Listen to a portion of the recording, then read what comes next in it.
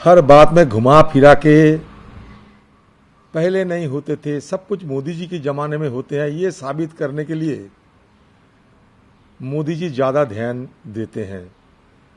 देखिए, आज हिंदुस्तान में जो वैक्सीन पहले आया कोविशील्ड, ऑक्सफोर्ड से बने हुए थे। आज अब सारे दुनिया में खंगाली कर रहे हैं वैक्सीन के लिए, कहीं फाइजर तो कहीं मॉडर्ना वगैरह वगैरह, तो वो भी तो विदेश का ही है। हमारे देश में कोवैक्सीन बने हैं, बड़ी अच्छी बात है। लेकिन ये आज आप जो सालों की बात करते हैं, 50-60 साल गिनाते हैं, आपको याद दिला दे कि आज़ादी की बाद ये वैक्सीन को मुकाबला करने के लिए, वायरोलॉजी को मुकाबला करने के लिए सबसे पहले जो इंस्टीट्यूशन बनाया गया था, जो प्रतिष्ठान बनाया गया था, वो नेहरू जी की सोच के मुताबिक। आप सीरम की बात करते हैं, आप सीरम कब बने हुए थे? आज की नहीं हो, आज़ादी की बाद हिंदुस्तान की सरकार की मदद से सारे हिंदुस्तान में शोध की काम, रिसर्च की काम, शोध की काम शुरू हुई थी, जिसका नतीजा आज हम इस जगह पहुंचे हैं कि हमारे देश में कोवैक्सीन बनते हैं। फिर भी कोविशील्ड हम बाहर से, एस्ट्राजेनेका मतलब ऑक्सफोर्ड से बने हुए थे, लेकिन हम इनको यहाँ मैन्युफैक्चर करते हैं। हिंदुस्तान को ये कहा जाता है कि फार्मेसी ऑफ द वर्ल्ड, सारे दुनिया में सबसे ज़्यादा दवाइयाँ, वैक्सीन हमारे देश में बनते हैं। ये क्या मोदी जी आने का बाद हुआ या पहले हुआ, मैं ये पूछना चाहते हैं। फार्मेसी ऑफ द वर्ल्ड, हमारा देश को ये जो उपाधि मिले हैं, तो ये फार्मेसी ऑफ द वर्ल्ड क्या मोदी जी आने का पहले या बाद में बने हुए थे हिंदुस्तान? बताइए। देखिए, काम कीजिए मोदी जी, अच्छा लगेगा। हर बात में अतीत को दोहराना और तरह तरह की श्रेयों की जंग छेड़ना ठीक नहीं है। बात श्रेय की नहीं, आपने देरी कर दी है। सारे हिंदुस्तान की लोग और साथ साथ हमारे जुडिशियरी सबकी दबाव में आके आपको यह मानना पड़ा। हमारे पार्टी की नेत्री मैडम सोनिया गांधी जी मुफ्त टीकाकरण के लिए मुहिम छेड़ा था, आपको याद है। आज नहीं, शुरू की दिन से हमारे पार्टी की एक ही गुहार है कि ये पैंडेमिक है। पैंडेमिक की मुकाबला देश को करना पड़ता, किसी सूबे के ऊपर इसका जिम्मेवारी नहीं छोड़ देना चाहिए। आप खाली टालते रहे। आज इतने दबाव के बाद, खासकर जब सुप्रीम कोर्ट भी इसमें हस्तक्षेप किए हैं, जब सुप्रीम कोर्ट की ये करार दिए थे कि ये सरकार की आर्बिट्ररी पॉलिसी को बदलना चाहिए। सारे हिंदुस्तान में हर वर्ग के लोग, हर सूबे की सरकार जब बार बार ये गुहार लगाते आए हैं कि हमें मुफ्त वैक्सीनेशन दिया जाए, उसके बाद आपको ये मानना पड़ा।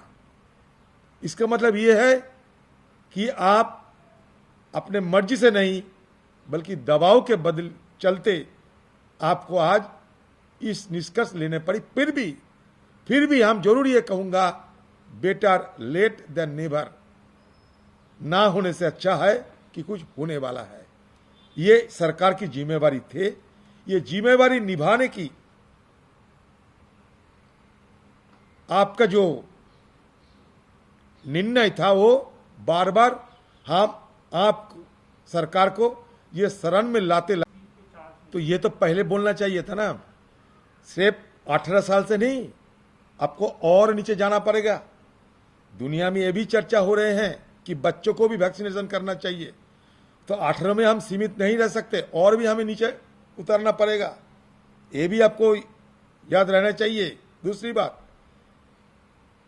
प्रोक्यूरमेंट की जब सवाल आते हैं बहुत सारे सूबे ऐसे हैं हिंदुस्तान में, आपका भी सरकार है, बीजेपी पार्टी की सरकार, महाराष्ट्र की सरकार, तरह तरह की बहुत सारे सरकारें, आंध्र प्रदेश की बहुत सारे सरकार ये प्रयास किया था, जब आप प्रोक्योरमेंट की जिम्मेवारी छोड़ दिए थे सूबों को, हिंदुस्तान के हर सूबों को अपने हाल में छोड़ने का फैसला लिया था, तब हिंदुस्तान की कई सारे सूबों ने वॉल टेंडर बुला के ये वैक्सीन की उपलब्ध कराने के लिए भरसक प्रयास किया था। लेकिन विदेशों में जितना ये वैक्सीन प्रस्तुतकारक थे, मैन्युफैक्चरर थे, उन सबको ये रवैया था कि या तो केंद्र की सरकार ये मांगे, हम सूबे की सरकार की बात पे ये वैक्सीन मुहैया नहीं कर पाएंगे।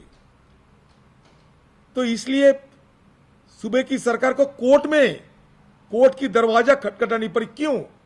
जब ये पैंडेमिक था, जब आप लॉकडाउन ऐलान करते हैं तो केंद्रीय सरकार की तरफ से आप खुद कर देते हैं, हर फैसला खुद लेते हैं, क्योंकि ये पैंडेमिक है, ये डिजास्टर मैनेजमेंट आपके पास ही है, ये नेशनल डिजास्टर आपको देखभाल, आप इसके चेयरमैन होते हैं। लेकिन जब वैक्सीन की बात आई, प्रोक्योरमेंट की बात आई, तब आप सूबे की सरकार को छोड़ने का फैसला लिया था। इसके विरोध में जब सारे हिंदुस्तान इकट्ठा हो गए, इसके विरोध में आपका जो फैसला था मोदी जी, इसके विरोध में जब सारे हिंदुस्तान इकट्ठा हो गए, तब आप देखें कि अभी हिंदुस्तान की बात मानना पड़ेगा, हिंदुस्तान की बात आपको मानना पड़े, मजबूरन आपको मानना ही पड़ा। इसका श्रेय मत उठाइए और देश को बचाइए, जल्द से जल्द वैक्सीनेशन करवाइए, क्योंकि आप सेकेंड वेव रुकने में फेल हो चुके हैं, आप फेल हो चुके हैं सेकेंड वेव रुकने में, और इसके चलते हिंदुस्तान में लाखों की तादाद के लोगों की मौत भी हो चुके हैं।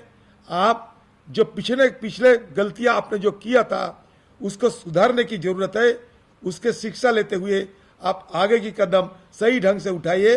और सारे विरोधी पक्ष और हमारे पार्टी के नेतृत्व को ये कह चुके थे, वादा किए थे कि ये जो आज की देश की जो समस्याएं हैं, ये कोविड की मुकाबला के चलते हम सब आपके साथ खड़े हैं कि ये देश की समस्या है।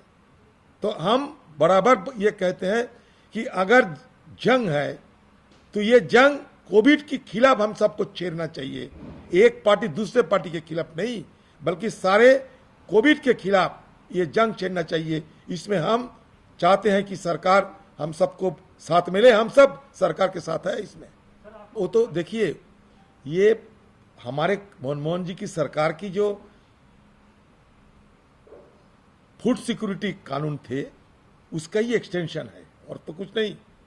मुफ्त में रेशन देना सरकार की जिम्मेदारी होते हैं, और ये पिछले पहली जो वेव आई थी उस समय भी दिया गया था, इस समय भी दिया जा रहा है।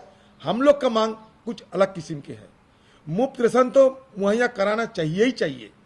इसके साथ ही हमारे पार्टी की एक और मांग ये है कि गरीब लोगों को खरीदने की क्षमता अभी कम होते जा रहे हैं, लोगों की जेबों में पैसा नहीं है, लोगों की जेब खाली है, रोजगार नहीं है।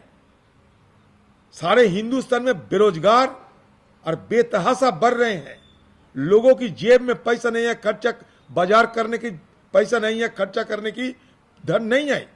तो ये सारे लोगों को, और खासकर इसके अंदर जो गरीब तबके के लोग हैं, हमारे पार्टी की तरफ से मैडम सोनिया गांधी जी ये सरकार से मांग किया थी कि हर गरीब लोगों को हर महीना 6,000 कम से कम रुपया मुहैया किया जाए। 6,000 मिनिमम धन गरीब लोगों को मुहैया कराना चाहिए इस महामारी से जूझने के लिए, क्योंकि महामारी के चलते देश में कामकाज ठप हो चुके हैं, कामकाज नहीं है, बेरोजगारी बढ़ रहे हैं, लोगों के पास अपने रिश्तेदारों की जो लाशें, वो लाश की जो जलाने की जलाने की भी पैसा नहीं है लोगों के पास, खाने की पैसा नहीं है लोगों के पास, घूमने की पैसा नहीं है लोगों के पास, क्योंकि लोगों के पास काम धंधा सब बंद पड़े हैं।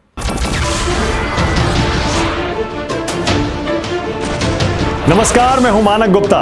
अगर आपको हमारा ये वीडियो पसंद आया हो तो इसे लाइक और शेयर जरूर करें, और हां, हमें सब्सक्राइब और फॉलो करना ना भूलें ताकि आप देश और दुनिया की कोई खबर मिस ना करें। तो जुड़े रहिए हमारे साथ और देखते रहिए News 24।